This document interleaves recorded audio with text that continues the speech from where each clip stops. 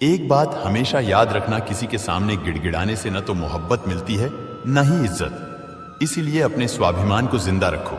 कोई अगर आपकी किस्मत में होगा तो आपके पास खुद ही चलकर आएगा।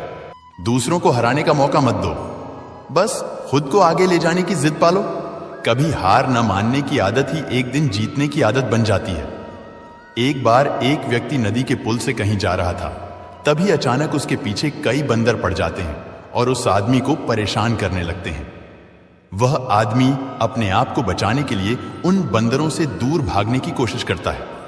तभी सामने से एक आदमी आकर उस आदमी को कहता है कि तुम इन बंदरों से मत डरो, तुम जितना इन बंदरों से डरेंगे वो तुम्हें उतना ही डराएंगे, तुम इनका डटकर सामना करो। वह आदमी उन बंदरों का सामना करने के लिए उनकी तरफ देखता है।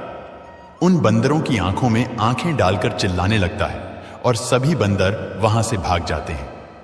हमारे जीवन में भी नकारात्मक विचार इसी बंदर की तरह, जितना हम इन बंदरों से डरेंगे वह उतना ही पीछा हमारा करेंगे, और जैसे ही हम इनका डटकर मुकाबला करेंगे वह भाग जाएंगे। सिर्फ दो चीजें मनुष्य के भाग्य का निर्माण करती है। पहला, स्वभाव।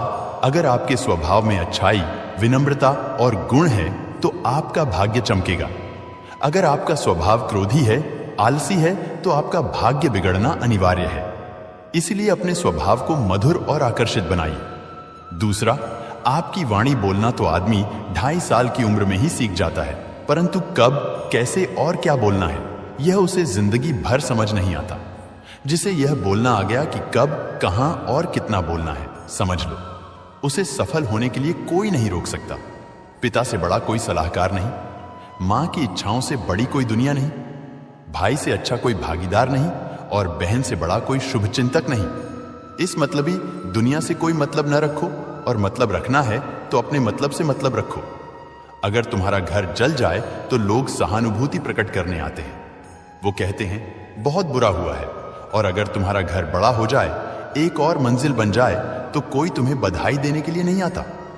जरा सोचिए, जब आपके साथ कुछ अच्छा होता है तो कोई कहने नहीं आता कि अच्छा हुआ जानकर खुशी हुई, मगर आपके साथ कुछ बुरा होता है तो जरूर कुछ लोग आकर यह कहेंगे कि सुनकर बुरा लगा।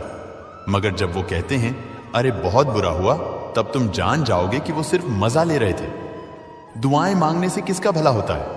मिलता तो वही है जो हमने बोया होता है। तुम नीचे गिर के देखो, कोई नहीं उठाएगा। दिखाओ, तुम जरा उड़कर फिर देखो, सब आएंगे गिराने।